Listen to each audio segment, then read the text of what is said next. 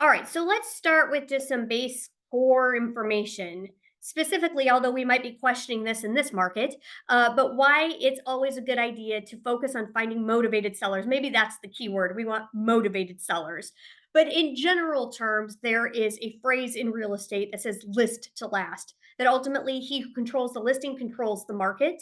And that's what we are hoping for every time we get listings. So, the main reasons you have greater control over your time. You can handle considerably more volume with listings than buyers. I think this is common sense.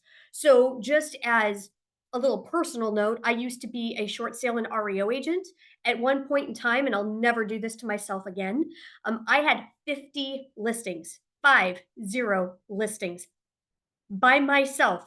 No TC, no admin, nothing, just me. And while that was a lot of work, I could handle 50 listings.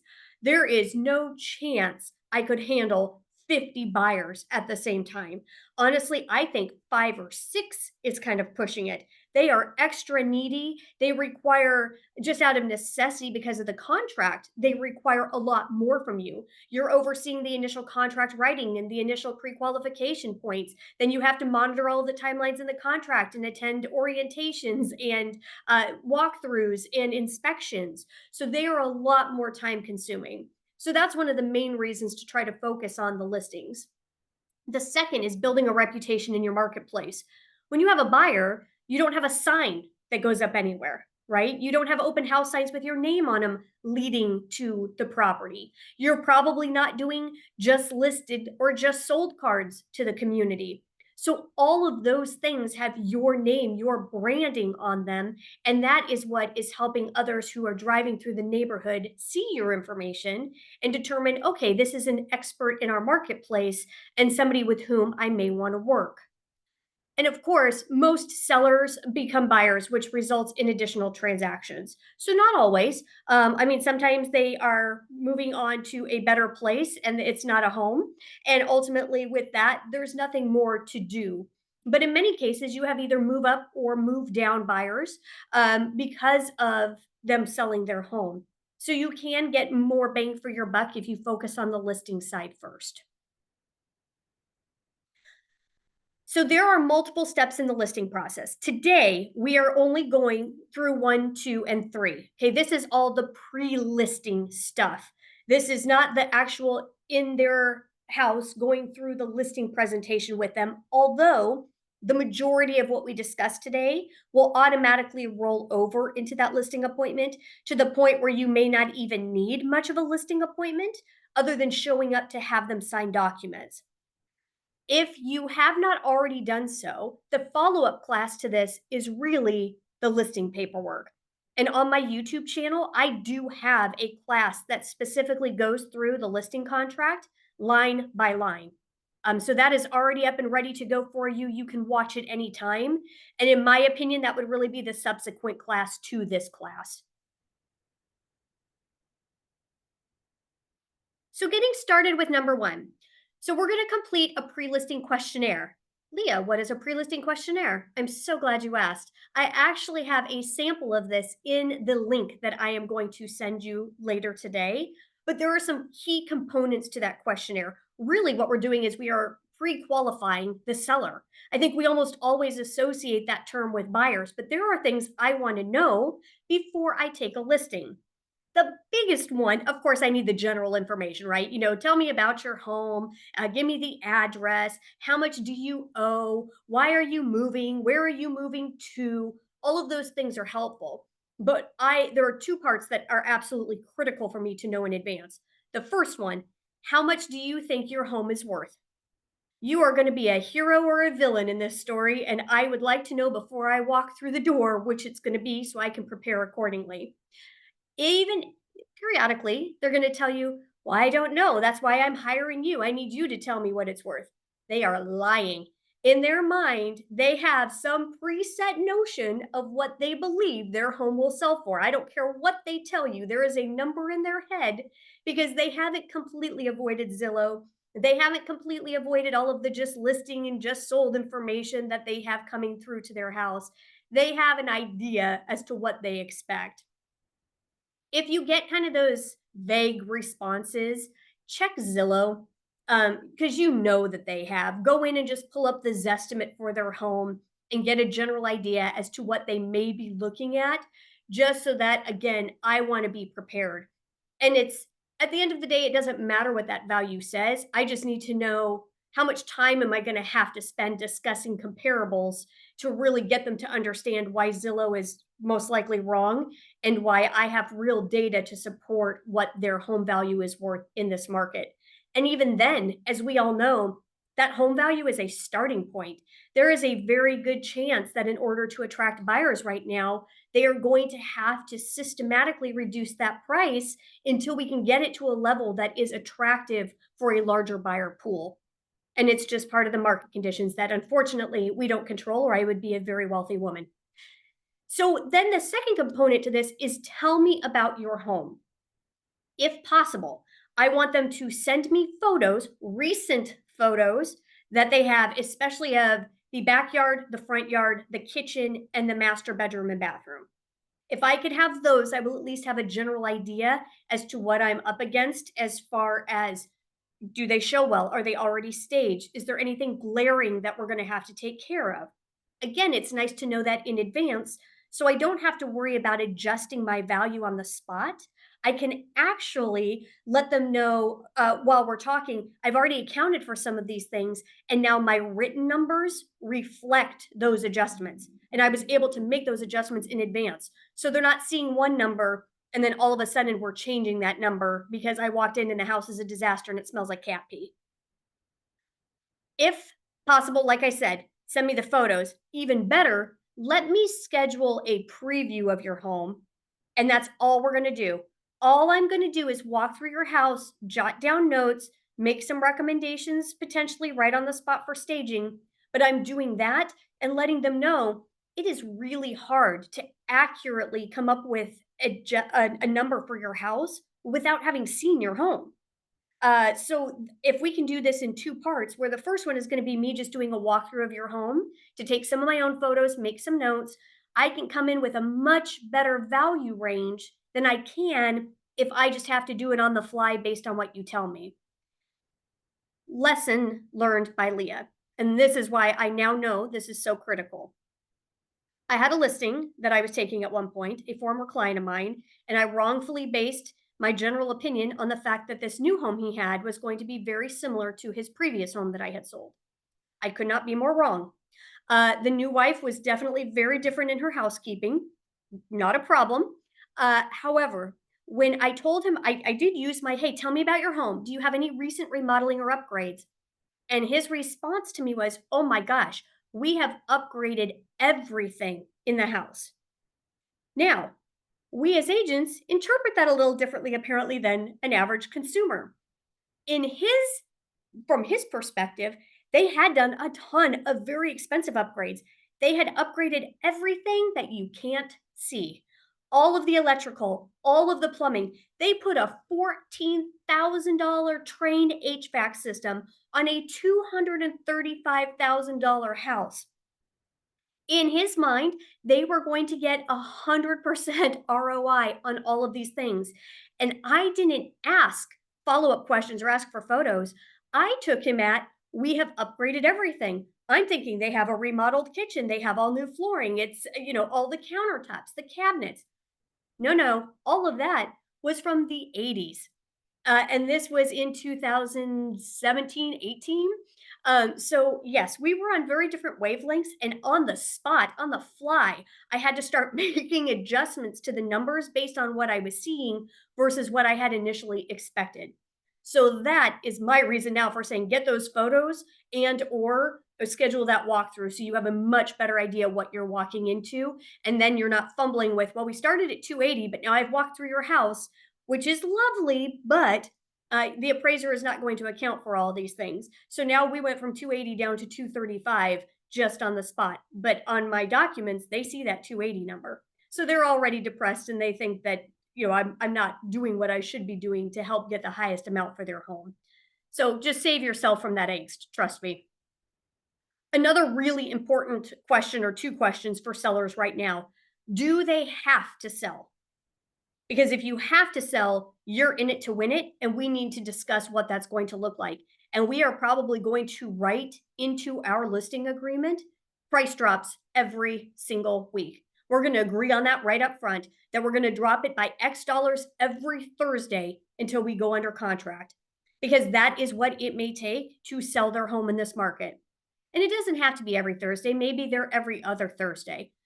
But we know, as we're going to share with them, your most critical marketing time and pricing time is that first 2 to 3 weeks on the market, and we need to make the most of it. The other part, do they have room to negotiate on price or concessions? Again, this may just be a difficult conversation to have, both on the do you have to sell right now? If the answer is no, quite honestly, guys, I think I would tell them, then don't. This is not a market that's hyper favorable to sellers. So if you have no wiggle room and you don't have to sell, this isn't the market for you. Keep it off the market because you're just going to get frustrated. It is not fun having your home for sale. Okay, nobody wants to keep their home in immaculate spot-free condition, especially with kids and pets and everything else all the time. It's a hassle. Nobody wants to deal with all of that. So if they do not have to sell and or they do not have the ability to negotiate at all, this is probably not the market for them. If they have to sell but they don't have room to negotiate, I probably need to have a discussion about short sales, because again, that might be where we inevitably end up depending on market conditions at that time. Then the final part to this is setting the actual listing appointment. So again, if you're doing the two parts, you're going to set one appointment to go ahead and walk through. I would, on the same phone call, go ahead and set that secondary appointment where you're actually going to go through to have them sign documents, ask questions, etc. Questions so far on that step one? Generally speaking, this will be done over the phone. Periodically, you may have somebody that bumps into you at an open house or something similar, and you could handle all of this in person as well. Mitch, do I see you unmuting yourself? You do. So, I mean, is it safe to say that when it comes to selling your home and putting it on the market, the upgrades that are going to get the price is what the eye can see?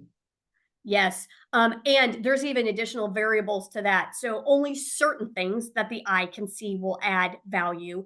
And generally speaking, to get the value from an appraiser, they have to have been completed within the last 2 years. Gotcha. Okay.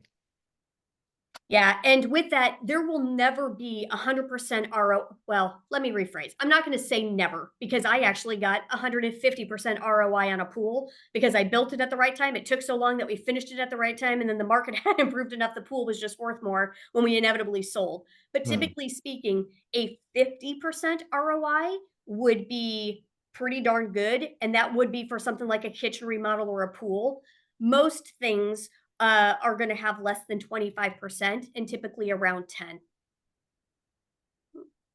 Gotcha.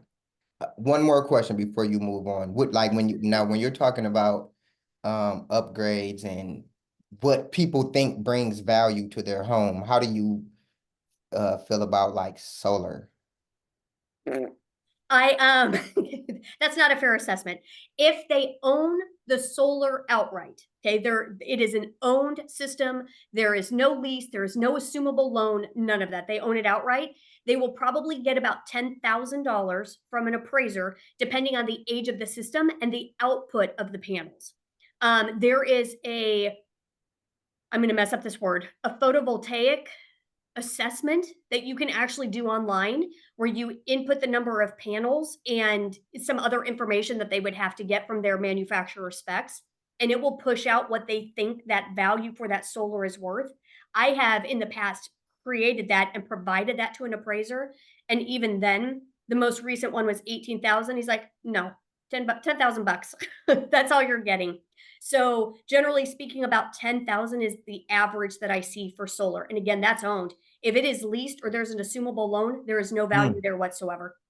If anything, it's probably a deterrent for many buyers because they're like, well, Yeah. now I'm having to buy this house at 450, plus I'm having to assume additional debt at a Yeah. higher rate potentially for a longer period of time for solar that I don't find necessary. So yeah, solar is a tough one.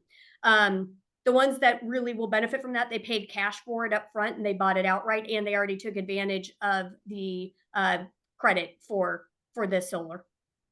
Gotcha. Anything else? So we touched on this briefly at the team meeting in kind of a different capacity, but I just want you to be aware that you can use this really at any juncture in your potential relationship with a client. And it is one of my favorite phrases. So it's about saying no with grace. And I do believe that this is going to be especially relevant right now because there are unrealistic sellers. And I do not want to work with an unrealistic seller because I am going to be the one who takes the brunt of their frustration over things beyond my control. I cannot help what is happening with interest rates. I cannot help that the market is currently in a downward trajectory. All I can do is help advise you on the things you need to do to help get your home sold as soon as possible for the most amount of money. And the most amount of money may not be the amount that you want. So if they are already pushing back on every single piece of advice I'm giving them, or they are very reluctant to be receptive to my pricing advisement, then it's simply, Mr. and Mrs. Seller, I'm in the business of exceeding expectations, and I don't believe I will exceed yours. I'd rather turn you down now than disappoint you later. Thank you so much for your consideration, and I wish you the very best. It's me, not you. I know I'm going to let you down, so I'm going to let somebody else let you down instead. Okay. This is a premature Dear John letter.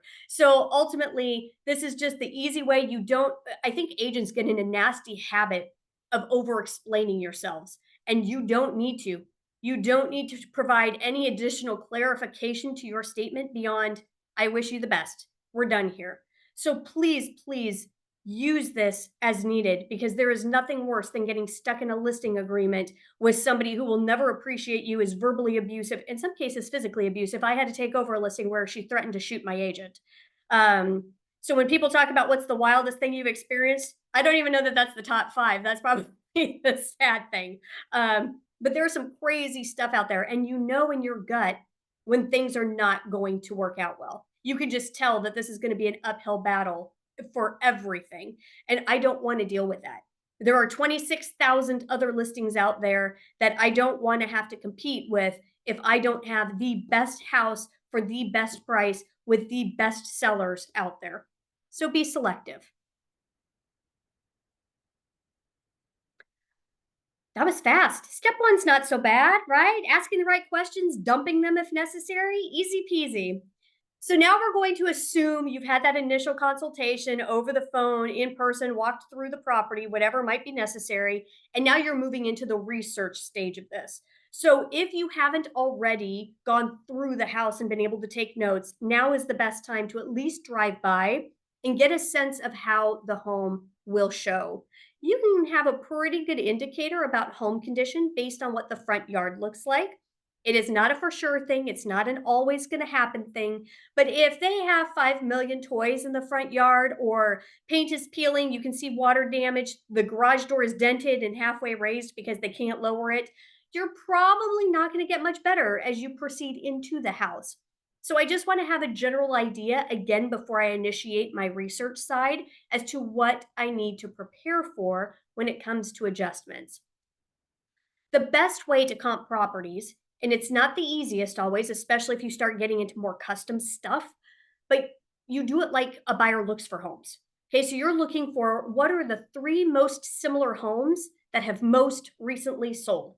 Okay, they're similar in size and features, and they've ideally sold within the last 3 to 6 months. We haven't had a huge fluctuation in pricing, so you're probably safe going 6 months back. Typically, we'd only want to see about 90 days. So that's really what we're looking for. Most similar in size and features and most recently sold. You have several things that can help you with this. Okay, we have my monthly market report that I share with you all. These are going to be high overview numbers. You can use the market stats from Rapid Stats, which is part of what you get with your Armless subscription. It creates a pretty cool infograph, and you can do this specific to, I don't believe you can go as deep as subdivisions. I could be wrong. I don't believe you can go as deep as subdivisions, but you can go into zip codes and cities for sure. Again, just to get a sense of, is this city in a buyer's or seller's market? Probably buyers. What are your median numbers? How long are things taking to sell? How many active listings do you have? Median days, all of those things. So that rapidstats.com is just a free subscription that you get through Armless and very handy. The last one is my absolute favorite, and you can actually get far into the weeds on this if you wanted to. So Michael Orr and Tina Tambor, they are the chief economists for really Arizona housing, and they create the Cromford Report. This is the most comprehensive singular report you can get. This is just their snapshot overview. They have links upon links upon links, just how far you can get into this if you really wanted to know the numbers for a specific property. It is outrageous to me what they have as far as how detailed their reporting is. That is a subscription. I believe it is $90 a quarter, so it is not free, but it is definitely my favorite reporting metrics combination that is available to all of us. There are some options that you can get for free through their page, but the subscribers will be able to do the full bevy of reports and you can break it down however you want. So these are just a few things to help you in your research.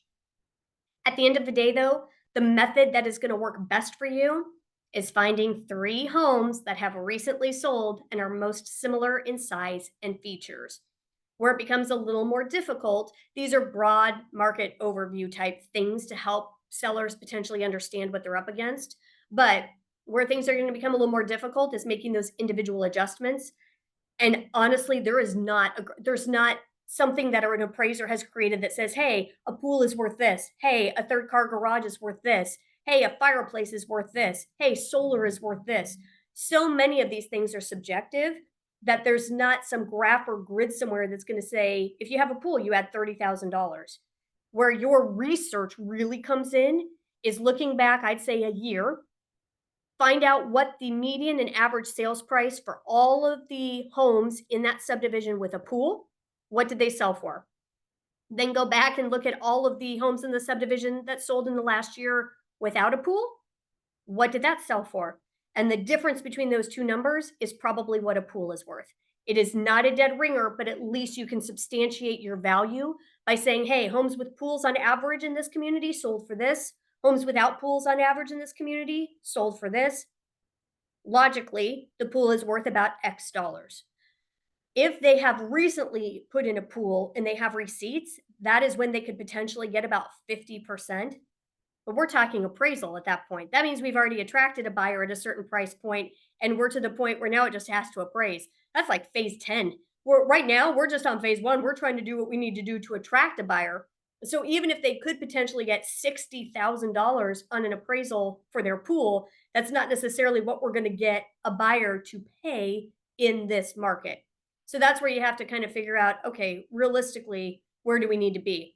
Pricing at major thresholds is hypercritical. So if I am running my numbers and I'm at roughly 608, oh, please, for the love of God, do not price it at 608. Go down to 600 or 599. You want it at a critical threshold that is going to be viewable by more buyers. And more buyers are going to be searching the 550 to 600 than they will be searching the 600 to 650. So we just want to make sure that we're not losing out on anybody over a few $1,000s. It's not the market to play that game. And same goes for any of those kind of thresholds. Same thing when you start making price reductions. Yeah, maybe $5,000 will attract somebody. At least it will re-input your listing on the hot sheets. It may not be enough. If you're already at 685, to me, the next logical drop in pricing will be 675. Because if you just drop to 680, I promise you, anybody who was looking at 680 is looking at 685. You didn't miss anybody in that $5,000 gap. You may, however, miss people who put the cut threshold at 675. And many of those third-party sites, a lot of them have gotten a little better, but some of them still have tiered search. So it's not an input any number in, so nobody's putting in 680. It's, hey, pick your range, and many of those ranges cap in $25,000 increments. Another just quick note on that. I strongly recommend listing on Thursdays. My light's turning off. Thursdays, you will hit the hot sheet for the weekend. And those hot sheets are just, hey, they're showing new activity in the MLS. and they're going to update portals and subscriptions accordingly, where they'll give a little highlight to, hey, here are some changes. It will last 3 days. So if you do it on the Thursday, you take a new listing or you make a price adjustment. I always do those on Thursdays. So you're on those hot sheets Friday, Saturday, and Sunday when there's the highest number of buyers, there's highest number of buyer traffic in the MLS looking at portals and subscriptions.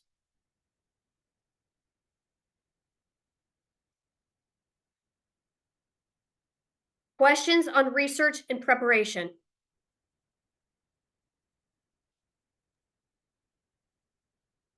Have you ever came across a situation where the house is just not competitive for market value? Yes. So remember my little example at $235,000? It really needed to be remodeled. And this was back when we weren't in a market nearly as beneficial to buyers as we are right now. So it was, we absolutely had to be like out there and ready and willing and doing what we could do. So there will be, it is just, it's the worst house on the block, right? But that's the one that you're stuck with. And the only thing you can play with at that point is price and potentially having a conversation about this isn't even going to work well on the open market. I've had hoarder houses before, where I'm like, we just need to find an investor. I can't take photos. I can't walk through your house. No one else can walk through your house. Man, I marketed the heck out of a Betty Boop toilet seat at one point because that was the only redeeming feature in this entire house. Um, the entire listing description was on this amazing Betty Boop toilet seat that would convey for free when they bought this dump of a property. And so you have to be kind of quirky and creative with it. But at the end of the day, I think setting those expectations up front, being honest is hard sometimes. I'm not trying to be harsh, but you, seller, are hiring me to give you a candid response about what it's going to take to successfully sell your home in this market. And I'm not going to lie to you. I am going to give you my honest feedback as a professional and let you know what it would take to sell your home in this market. And in some cases, the only thing it'll take is a match. Just burn it all down because that's get your insurance out on it because that's going to be the highest payout you're going to get on this property. But typically speaking, this is really going to have to go to an investor. We can't sell this to a traditional buyer. There's just not an opportunity there. Okay.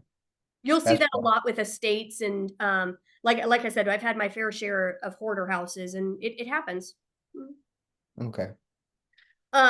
If you want to be, I'm not soft, so I don't have a problem telling people how it is. But one of my favorite phrases that I used to teach was when you first go on that appointment, ask for permission to be harsh. Okay. So one of the things that I'll say in my initial interview with them is on a scale of 1 to 10, how honest would you like me to be with you? Now, what do you think they're going to say? Well, 10. I want you to be, I 10. don't want you to lie to me. They're like, "What a stupid question. Of course I want you to be a 10." But So then I'll you'll be start, surprised. "Oh, I know." And I'm like, "Okay, so Mhm. then we're gonna go ahead and start. We're gonna go right into it. We're gonna discuss," and then I can start seeing them kind of waffling, like, "Well, this and this and that." I said, "Well, hold on a minute. You told me you wanted me to be a 10 on the honesty scale. Do I need to drop that back to like a 6?" So they already gave me permission. So now when they try to shift, they'll catch themselves and like, "Oh, no, yeah, no, you're fine. We want it to go ahead and be a 10." So I think that that's kind of a softer approach to being that level of harshness that you sometimes need to be. Like you've got to get rid of what I lovingly call the grandma wall, okay? You have 7,000 photos of your family members in different shape, size, color frames all over a single wall walking through this house. And it is so distracting that nobody else can see that it's a good sized hallway, the rooms. They have to go. So again, I ask permission to be honest about that because that's their family, right? That's important to them. But it's not important to a new buyer. Okay, same thing goes with some of their artwork. Oh, God love the pregnant ladies who love to pose nude for some of these photos. However, when they're poster size above the bed, I don't know if it does it convey, because if not, I'm gonna say go ahead and just take it down now. Special knickknacks that they've collected from all over the world. Again, cool and important to them, but they're gonna be a deterrent for buyers. So especially when it comes to, hey, in essence, I have to be hypercritical of how you live, but we're not doing this for you to stay in your home. We're setting your Right. home up to try to attract more buyers and get it sold. Yep, scale of 1 to 10, and then when they start backpedaling, it's, "Well, hold up a minute. And then they revert real fast. Oh, no, no, be a 10. Okay. So as a listing agent, it's good to have an investor that you work with, just so you can have kind of different, I guess, exit strategies for the type of home it is. Yeah, absolutely. I mean, we all have a few just in our back pocket, right? OfferPad and Yeah. Open Door are still in the marketplace, but even out of our office, we probably have 7 or 8 agents who either are investors themselves or they work with investors pretty regularly. So there's no shortage of opportunity there if the need arises. It's just something that you could post in the Facebook page and see who's got someone. Gotcha. But yeah, it's a great tool to have. Anything else on research and preparation?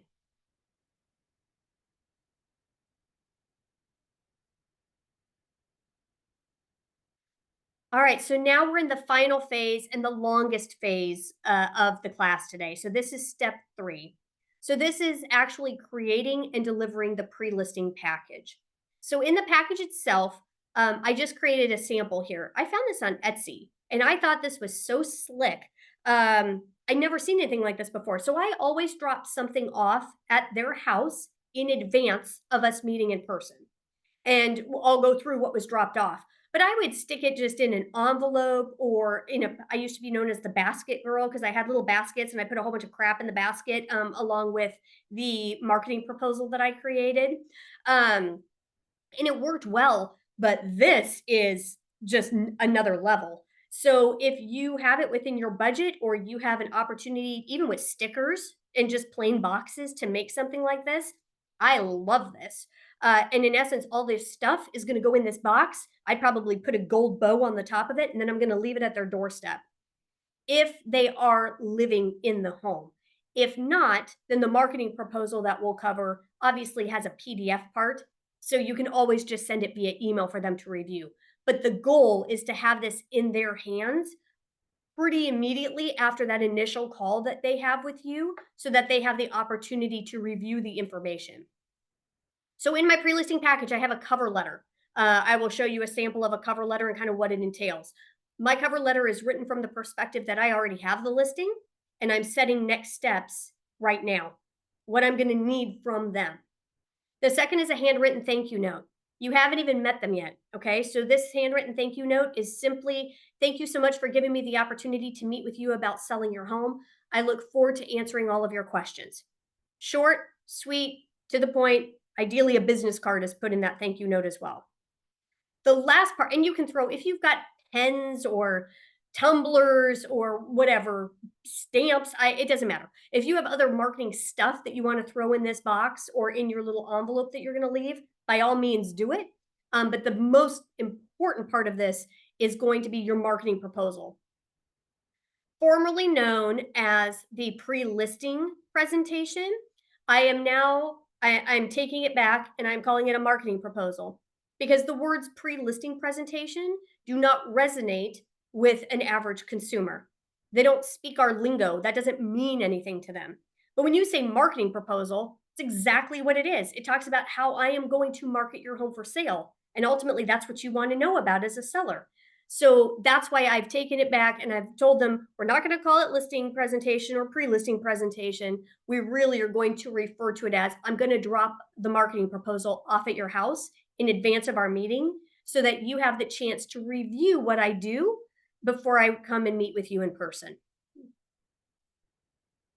That cover letter is really Mr. and Mrs. Seller. Thanks so much. Here's what I need: a spare key, a recent mortgage statement, especially if you do net sheets or you have a title company. My recommendation: do net sheets for you. That mortgage statement will help really break down the number so that they have what they need. A payoff statement is even better. So if they could do that, adjust your little note and see if they can't pull that up. Anyone who does online banking can pull up a payoff statement. So it will be easy enough. HOA information, if applicable. This is page 1 of the HOA addendum, okay? So I'm gonna leave them a copy of the SPUDs and a copy of the HOA addendum and page 1, and let them know that they can go ahead and start completing that. Again, I'm already assuming I'm gonna get the listing. So I'm gonna have them start doing the work that they need to do so that it's ready to go when I come and have them sign the actual listing documents. And then if they have a trust or an LLC, I'm going to need copies of those documents as well, just to make sure I'm talking to the right person who has the authority to sell the home. Again, pretty short, sweet, to the point, but I'm already laying it out. These are the things that I need from you. This is the homework that you need to complete in preparation of our meeting. And I think it would be hilarious if they end up going with somebody else, but they used my spud, so my information is down on the bottom of that page when they hand it over to a new agent. But knock on wood, and I've been out of the field for quite some time now. But I never had issues with listings, and I think part of that was I legitimately walked in. One, I gave them a listing presentation slash marketing proposal now in advance, so they knew exactly who they were hiring before we even met in person, and I walked through the door. But the second part to that was from day one. I already assumed I had the listing, and I made sure that they knew what they were doing to accommodate that. All right, so customizing your listing presentation. This is your marketing proposal. You have access to a couple of variations. There's a very pretty marketing proposal inside of your One Design Studio. Can everybody see this? It has like a New York or a Chicago skyline. Okay, that is worthless to Arizona, but this is totally dynamic and editable. So from within your One Design, you can go in and you can download this into PowerPoint or just as an editable PDF. You can remove pages, you can add custom pages, you can change out all of these different photos so that it's more Arizona based. A lot of this is just fluff and stuff about the company. So I would replace that with more maybe testimonials about me, how amazing I am, and how I have Robert Downey Jr. as one of my past clients. That's the only testimonial I'll ever need in this life. Um, Especially if you're a newer agent, some of these slides may be more beneficial than others because if you don't have your own stats to tout, then you can tout them about the company. Okay, so it's just, this is a gorgeous presentation. But like I said, it needs your own enhancement. It needs to be more about you, what you do, how you do it. But the marketing strategy, that's pretty good. Talking about some of the things that you're going to do, determining the price and preparing to sell. Again, key factors in how that works. I think that's excellent. So there are some really good parts. I love this one. This one I have in my presentation as well, and it's talking about List Hub and syndication, which I'll cover. But there are some good ones, but there's also a lot of unnecessary stuff. I would not have my presentation be more than 15 pages. Realistically, like 12 is pretty ideal because I know that the average person is not going to read a book about what I'm going to do to market their home. There are some behavioral profiles, my high Cs, they absolutely will. And they will not only read it, they are going to highlight and take notes, and then they're going to have little stickies with additional components that they want to ask me in person. But all of my other behavioral profiles, they're going to just quickly glance at this stuff. So my goal would be, let's hit on what's important. What do I do? How do I do it? And what do I charge for it? So there's none of that in this presentation. However, like I said, it's gorgeous and it can be modified, so it's a good starting point. My presentation, and don't laugh at my slides, okay? This is old school PowerPoint, back before Canva was even a thing, so it does the trick. We proudly present your home marketing proposal. You could have an address. You could make this specific to a person. If you're really on your game, you could drive by their house, take a photo of the outside of their home, put it on this very first page, and then have this completely personalized to them. So again, you're already operating off of the assumption that you got the listing. I hate this page. I need to find somebody who can fix it. But this is about me. It's the fluff and stuff, but it humanizes you. So some sort of bio I do think is important because it's not all about the working relationship. We have to jive as humans. So giving just a brief overview of who you are and how you got here is really good because you never know where those connections might be made. So while I don't love the formatting, I think it's very text heavy. I do think some sort of bio, if you could do it in pictures, fantastic. But something would be great. This is when the critical parts start coming in. Okay, so I always included right up front because I know that one of the biggest objections when handling sellers, first one is the price of their home. The second one is how much they're going to pay you. And this conversation has become even more muddy in the wake of all of the NAR changes and document changes.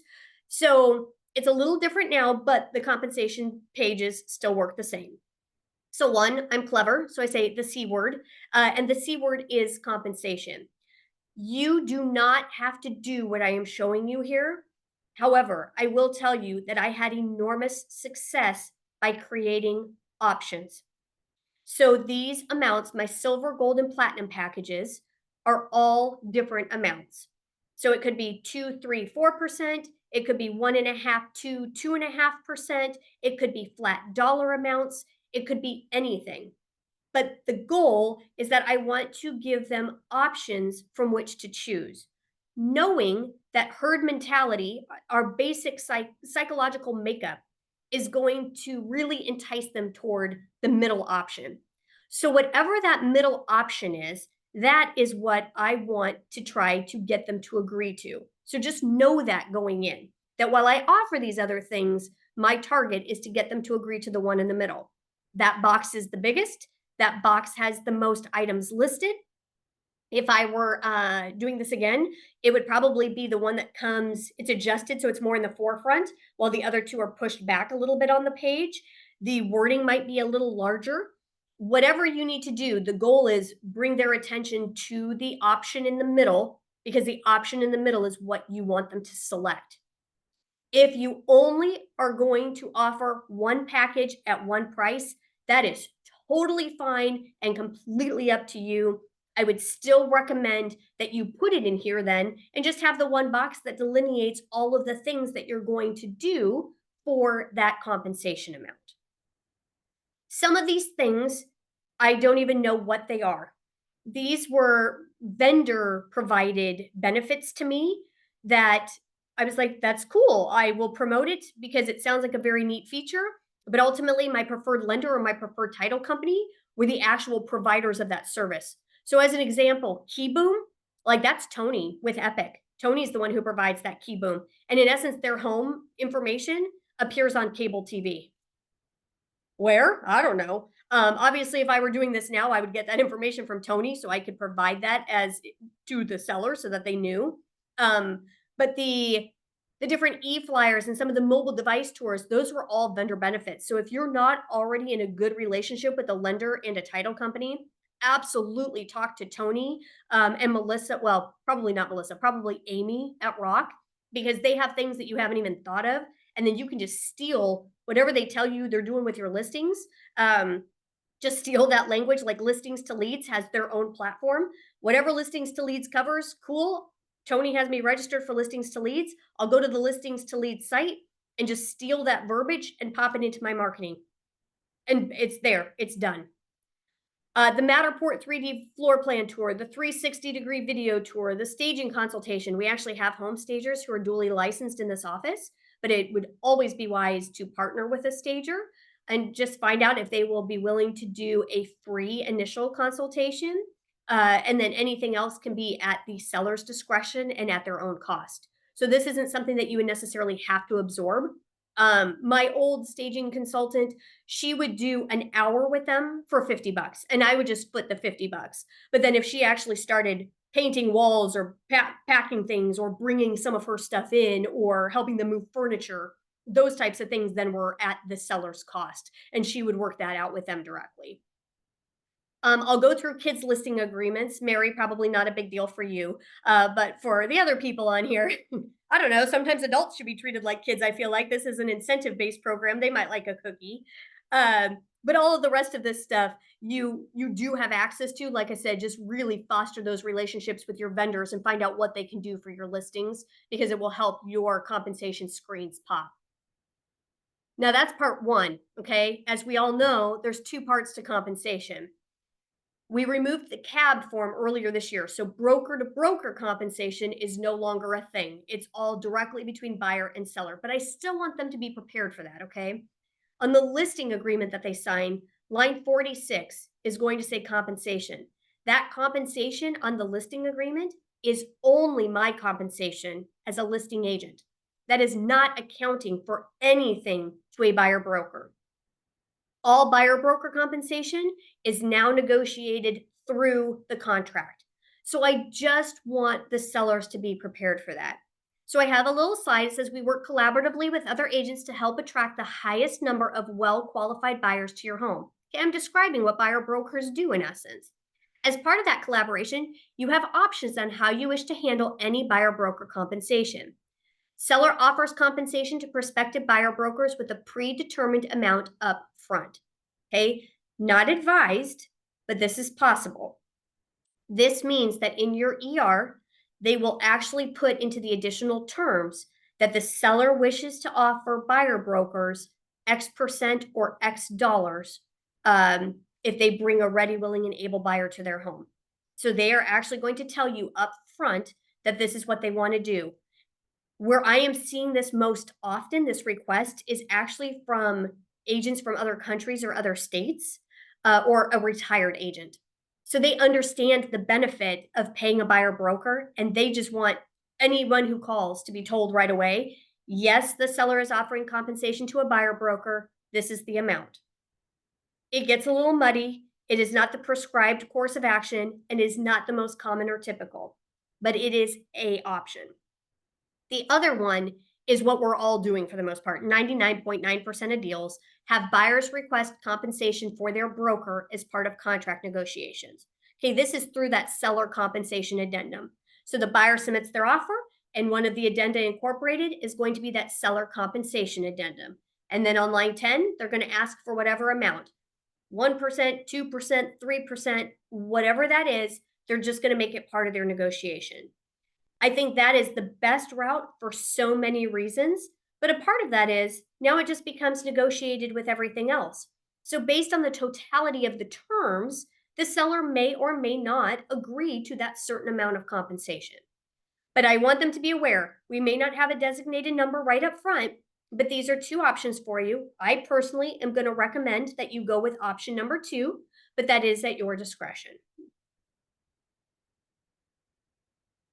I already referenced this. You all, as Realty One Group agents, have a List Hub account when you get your first listing with Realty One Group. Okay, so if you were previously at another broker, this won't work. You have to do this once you move over to us. The listing has to be active. It cannot be UCB pending or coming soon. It has to be active. You will go to listhub.com and activate your account. To activate your account, it's going to require your MLS ID and the MLS number for that active listing. So listhub.com, activate your account. You only have to do this once. So once you have established and activated your ListHub account with Realty One Group, it will automatically pull your listings in the future. So the ListHub account is what syndicates to, I don't even know how many thousands of sites right now. The big ones, certainly, those are already syndicated through Armless. But we're talking about like the Rhode Island Journal. I mean, it is in so many different places by having this. Pretty much anywhere that allows for syndication of property listings, your listing will appear. If it is over, I believe our threshold right now is 500,000, it will actually syndicate globally. So not just here in the US, but to all of the participating MLSs or whatever they call them in other countries as well. So we tend to have a lot of English, Chinese, and even Australian investors, certainly Canadian. And this will syndicate to their sites in those countries too. So just overall, like I said, activate it once and then you're good to go. Mitch? Because it gets syndicated from like the MLS too, though, right? To different ones, but it's not as many as this, though, right? Correct. So your Right. big ones will be syndicated automatically. And then even those have some cross syndication like Zillow. So ZillowHomes.com, those will feed automatically. It'll go straight to RealtyOneGroup.com. But this one is the big one because ultimately this is all those little ones. And what I love to use, I don't think I have this slide anymore, but I loved it. It's because of the syndication, that means on all of our competitors' websites. Now, the seller doesn't need to know that that means that theirs are also appearing on ours.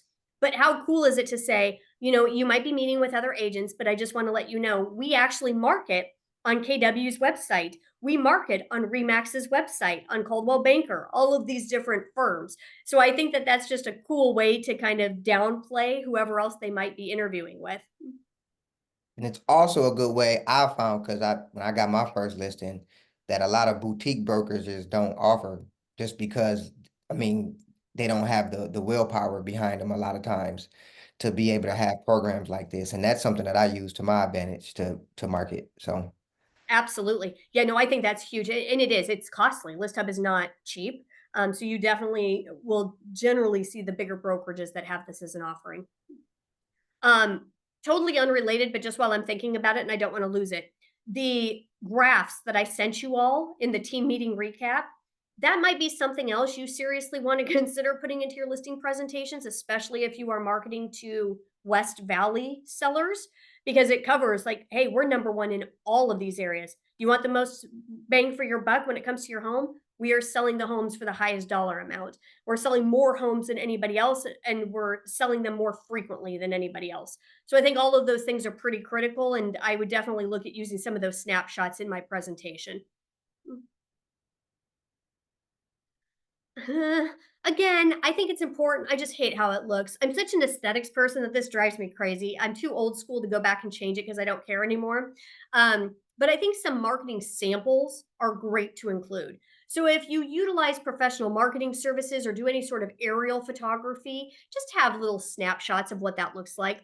A picture's worth 1,000 words, right? So I want to focus on more images and graphs in my presentation, in my marketing proposal than I do text.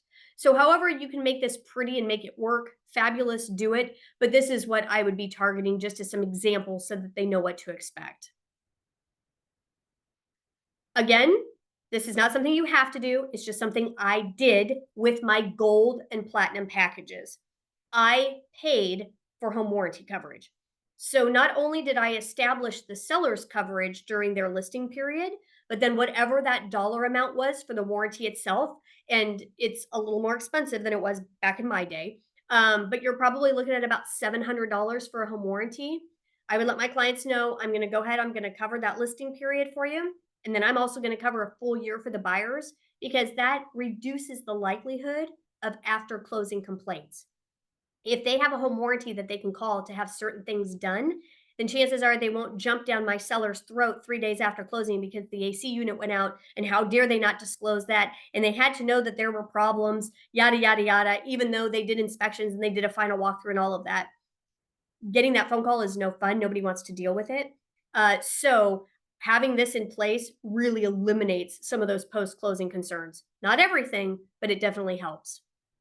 Yes, sir. so those are two different home warranty services, the home warranty during the listing period and the home warranty coverage for the new buyer. That's two different. So it's not two different warranties. In essence, the listing coverage is an add-on to kind of like adding a pool or adding an additional AC unit. It's an add-on feature to one of their base home warranty plans. Ah, okay, gotcha.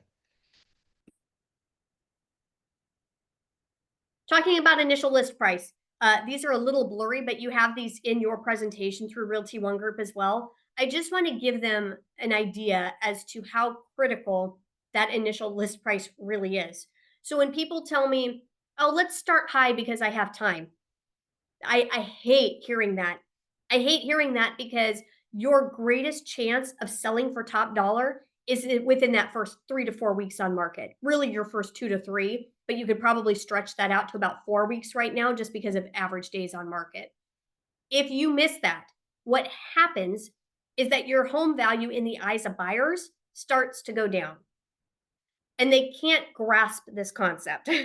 So if you hit that critical threshold and you haven't sold yet, you will chase the market. Nobody wants to chase the market. If your home is worth 500 and you list today for 490, you will very likely sell for 490 within a couple of weeks. If your home is worth 500 today and you list for 525, and after a couple of weeks you drop down to 515, and then after a couple of weeks you drop down to 505, and then after a couple more weeks you drop down to 495, and then after a couple more weeks you're down to 485, and guess what? The home still hasn't sold.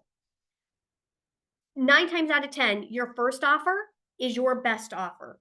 And if you can attract them right out the gate, you will sell for more than you will if you just let time run its course and you are not better about pricing up front. So yeah, so now it's been on the market for 4 months and you are now selling for 460 when you could have sold for 490 had you just listed correctly in the first place. That is so hard for them to understand and why I hate when sellers are like, "Oh, we don't have to price too low right away because we have time. We're not in a rush to sell." Well, would you like to be on the market for 6 months and sell for less than what you can sell for today? Well, no, that doesn't sound good. Excellent. I'm glad we're on the same page. So we're going to list for this then instead, and not what wild, absurd number you think you have in your head. We're going to do this the way that it needs to be done to get it sold. Again, the text, I don't like it. I think there's a pretty infographic that could be made that ultimately will give the idea of what I do without just a whole bunch of words. So I would, if there is active competition, I'll go out and preview those other homes. And if I have a seller who is absolutely dead set on a price that I know they're not going to hit, I'd probably drag them along with me so that they can see what our competition is, why it is vastly superior to their home at a lower price, and why we need to price accordingly. So we're going to go on a little field trip so that they can get firsthand experience. Then we're going to discuss the strategy based on what they need to do. Again, time, terms, conditions, all of that. We need to try to figure out what is the best way to market this and how to try to get this sold for what they need. Most times, money is most important, but not always, especially in situations where the owner of the home is not the seller of the home.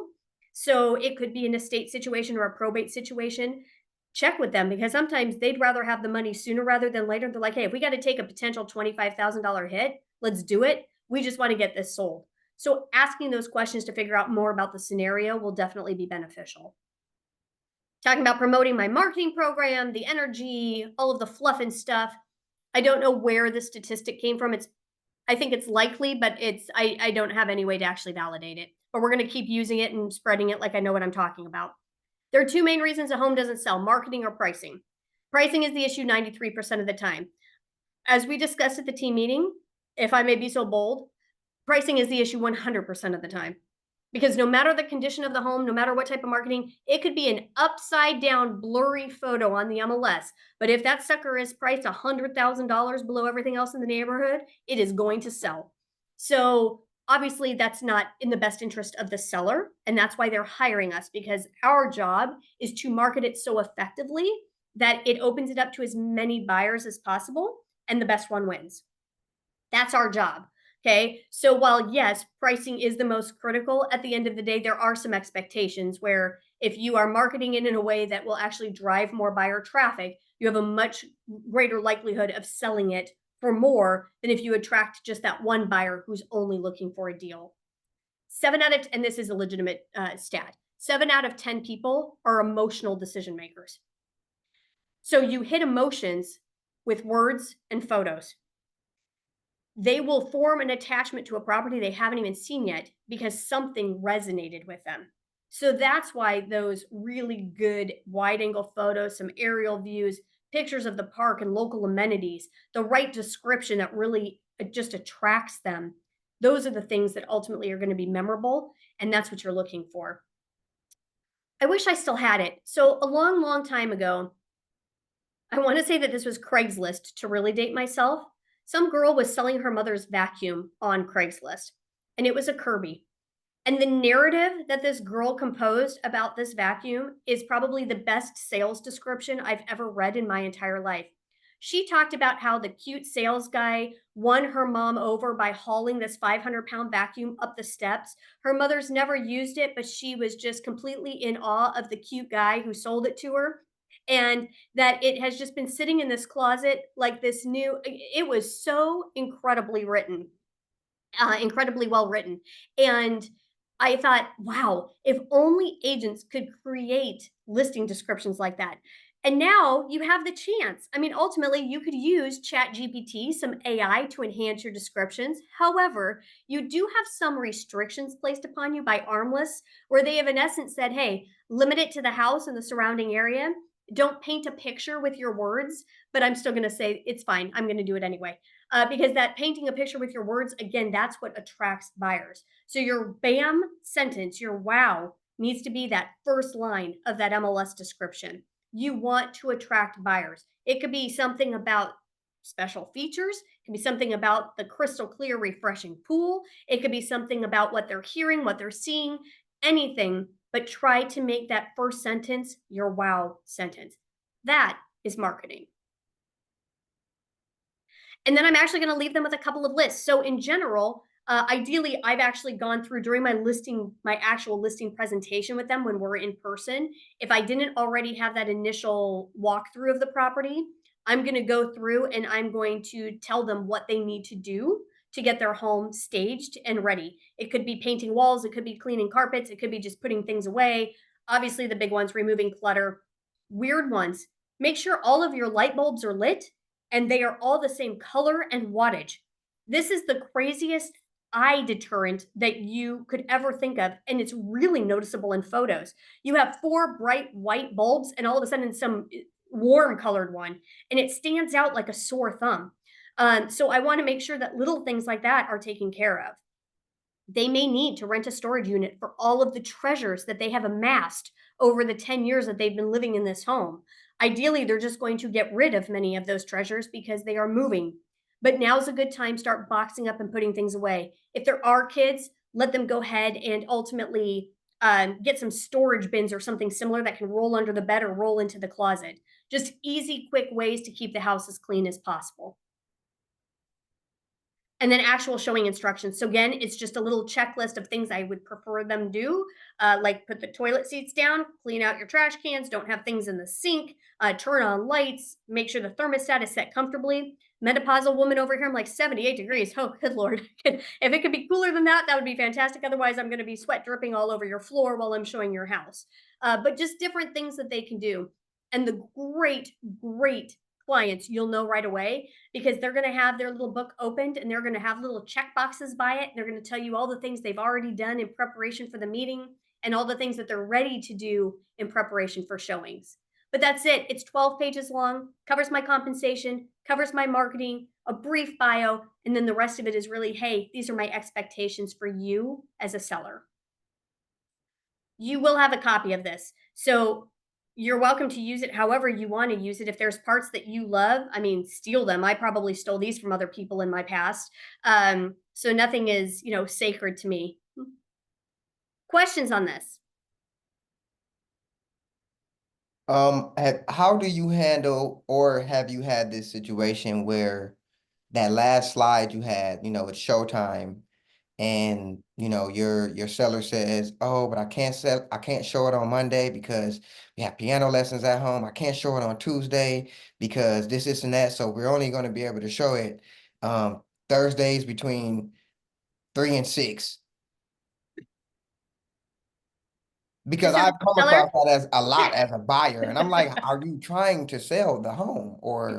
that's just it. Mr. and Mrs. Seller, I'm in the business of exceeding expectations, and I do not believe I will be able to exceed yours.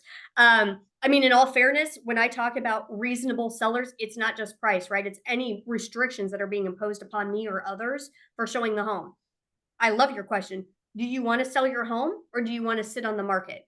Because the best way to sell your home is let's do as many things as we can, especially for those first couple of weeks, to get as many people through the door as possible. And you imposing restriction upon restriction is not going to make that feasible. So I need you to work with me here or we're not going to work together. Gotcha.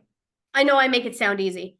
I'm too old and cranky to worry about this anymore. So that's why I'm like, nope, you're going to do exactly what I tell you to do, or we're just not going to work together. You are getting the benefit by working with me, not the other way around. Right, So, right. um, a couple of restrictions, probably not the end of the world. I mean, that's fair. People have lives, people have families. I can certainly understand that. But if your showing windows are fewer than your no, if your showing windows, yes, are fewer than your non-showing windows, that's going to be a problem for me. Like you have a couple of restrictions here and there throughout the week, we can work around that. You're telling Yeah. me you can only show 1 day a week between 3 and 6? Nope, this isn't the listing for me. You're Okay. you're telling me you're not interested in selling your home. Yeah. Okay. Gotcha. If you I'm, have I'm never definitely going to steal some of this because just good. why reinvent the wheel, you know? I love it. Steal it, use it. If you have never visited Fiverr with 2 R's, it is an online creative company where in essence you can be paired with, you can shop different graphic designers specifically, and they have projects that start for as little as $5. So when we were going through this and I was talking about, oh, less text, more graphics would be better, Fiverr would be the place I would check out for that. They can do logos for you. They could create your whole slideshow, not for $5. If you wanted, they have a lot of things that they can do for you. So definitely check. Don't get lost in the vortex. Word of the wise. They have so many things on there. I was like, oh, look at this. I could have a little cartoon of myself dancing. I don't know what I would do with it, but ultimately I could have it. Go in with a purpose of what you're looking for, and you'll be able to find them for very reasonable costs. Um, Etsy, that's where I found that actual box to put my listing, marketing proposal and information in, but they have some other pretty cool things there too. One of the things I got on Etsy is actually my kids' listing agreement that I'll share with you. Box Brownie. This is actually for listings. So they can do things like change out your sky. So if you had a situation where, hey, it was just not a great day for photos because it was cloudy out, we'd probably all love that. But it's just very gray and drab. For I think $3, they'll change it out with just puffy clouds or a sunset. So you could actually create sunset photos. Very, very reasonable and cool. On the last listing I actually sold for a family friend, and she had some memorabilia and stuff up in a room that she just didn't have moved by the time we did photos. I sent that to them with circles around what I wanted to remove, and then they just removed it all. So you could actually clear things off of counters or off of walls, things that you know aren't going to be there, but they were there for photos. They have a lot of options in there. So definitely check out Box Brownie if you're a listing agent. I got one more question, and this is Yeah. more so geared. I mean, it's about this, but it's probably comes before all of this. Just me being more of a newer listing agent. Um, before you were before you were able to build your business off of reputation and referral, what would you say was one of the best like lead generators for you with listings? Yeah, open houses hands down. I think everybody wrongfully assumes that that's only for buyers. I had a very large number of conversion from doing open houses, just neighbors that were coming in and I would strike up a conversation and build rapport with them. Um, I did creative marketing. I called expireds. I got some really good clients from calling expired listings actually. And I would call them and then I would drop off my little package, basket girl, at their house after that conversation. So it was just kind of that repetitive motion about, hey, don't forget I'm here. I'm happy to help. And I really built it by within my neighborhood. I ran a special marketing campaign about discounted compensation. So I mean, that was back in 2005, 2005, 2006. So we were still dealing with the 5 to 7% compensation total at that time. So I just said, "Hey, I'll list at a discount 33% off the listing commission." So it was a third off of mine, meaning I was charging a 5% total instead of a 6% total at that point. Hmm. Um, that got great reception in my neighborhood. Participating in the HOA, kind of knowing people that way. I would help host community events. I would try to find sponsors or vendors or do things that were relatively inexpensive for me, but it had a lot of traction. So then I Yeah. could go and invite them to movie night at the park, or I'd collect with door knocking, I would collect water bottles for the homeless or socks for the homeless. So many just little creative ways, but it really between open houses and my own subdivision and getting really active there, those were the biggest ways I was able to get going Okay. as cheaply as possible. Of Yeah. Thanks for that. course. So with customizing your listing presentation, again, I said probably keep it under 15 pages, but here's a laundry list of things that you may or may not want to include depending on your target market and who you are and what you have. So obviously you're not going to have necessarily an agent meet my team page if you don't actually have a team. But some of these client testimonials, some different housing graphs and grids, many of which I will share with you in that link I send out. So you'll have access to like the NAR reporting stats. But there are a lot here to take advantage of. So if you're curious what pages should I create, this is a good starting point for you. Just don't Please, please do not make it 32 pages long. That's way too much.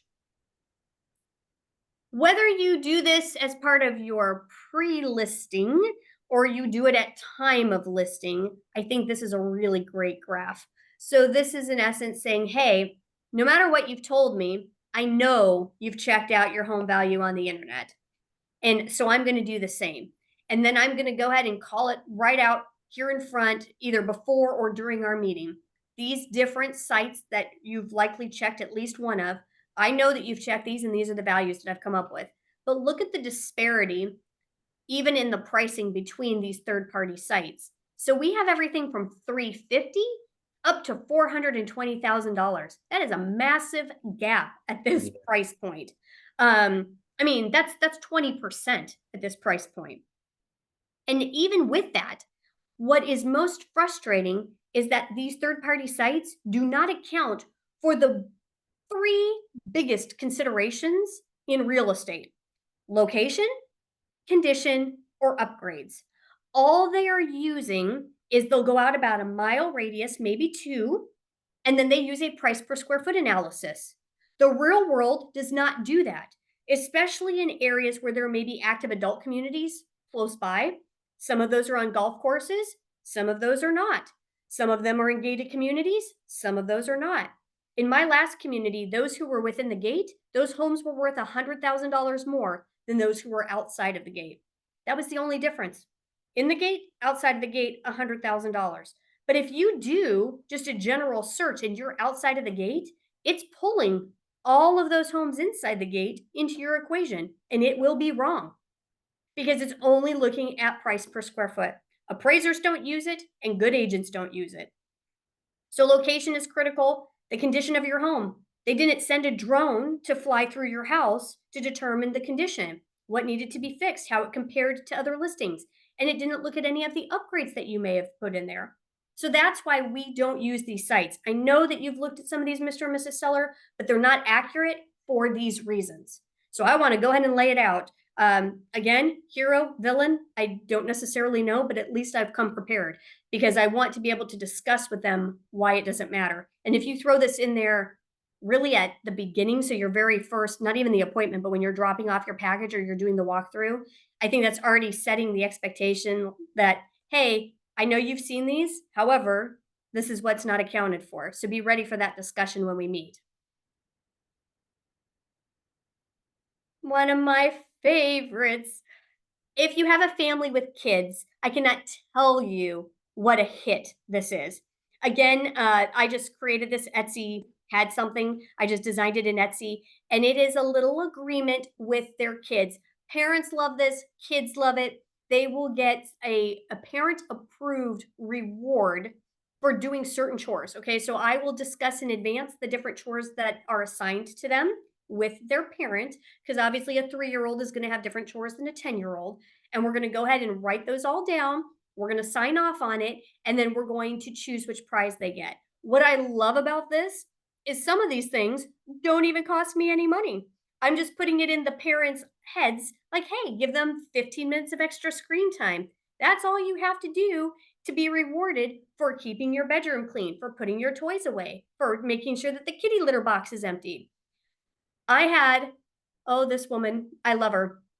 I had one client, 7 children under the age of 5. 7 children. That house was flipping immaculate. And the little ones, 3, 4, and 5-year-olds, they were all multiple births. 3, 4, and 5-year-olds. Every time they're like, oh, tell Miss Leah that I did this. Tell Miss Leah that I made sure that the trash was taken out. Tell Miss Leah I made my bed. They were so, so happy about this. And the other thing that I love about this is it makes it a little easier to swallow for some of these kids that aren't real thrilled about moving. They're worried about their school or their friends. It's not an ideal situation for them. So this softens it just a little bit and makes it a little more exciting for them. So again, it's editable. It's in what I'm sending out today. Feel free to use it, but great, great success with anyone who had children. If you have never read the Book of Yes, it is a quick, easy read filled with great, great content, especially when it deals with objections. So seller objection, we want to test the market or we want to try it at a higher price. I love both of these. Of course, that's always an option to test the market. The good news is that several of your neighbors have already tested the market for you, and their results show us that starting at a high price works against you. I love that. It's short, it's easy. You'd have the expired and canceled listings right there in front of you so you can show them exactly what you're talking about. The other one is a little more convoluted, and the math part of me loves it. But a sold listing may show 146 total days on market. The obvious conclusion would be it took 146 days to get it sold. However, the listing history tells a different story. For example, a listing had 3 price reductions, one after 30 days, one after 96 days, and the last one after 140 days. It didn't take 146 days to sell. They spent 140 days testing the market.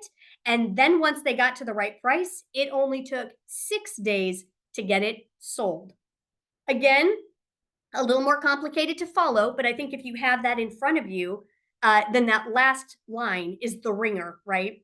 No, it only took 6 days at the right price to sell. They wasted 140 days on the market like you're about to do by not pricing correctly up front. The other thing that I recommend and that he recommends from his book is refer to your marketing plan as a 10-day marketing blitz. Okay, we're trying to get them to understand the benefit of correct pricing, great staging, everything being done within those first 2 weeks on the market. So he's going to say the first 10 days on the market. This is, I'm going to do open houses every single day. We're going to have the professional photos up and ready to go. I'm going to send just listed cards out to your community. Whatever is part of your marketing, you want that heavy focus to really be within those first 10 days. So refer to it as the blitz. And then that way, again, it's just verbiage. It's just wording that resonates with people. And if all else fails, at the listing appointment, you can rely on some other tips and tricks to get you through it if you have nothing further to offer. Any other questions? It's a lot. I talk fast. I know this about myself. So that's why I always be sure to record this so that it's available for future reference. But really, I think the bulk of what you'll need will be in that link. There's things I didn't even hit on. There's marketing ideas in there. There's scripts from different coaching companies I've been a part of. So there's just a lot of good stuff that will go out to you. I wait until the recording's ready. So it'll probably be about 3 or 4 hours from now. And any questions you have in the meantime, just reach out. Thank you. My pleasure. Enjoy your weekend, everybody. You too. Too. Thank you.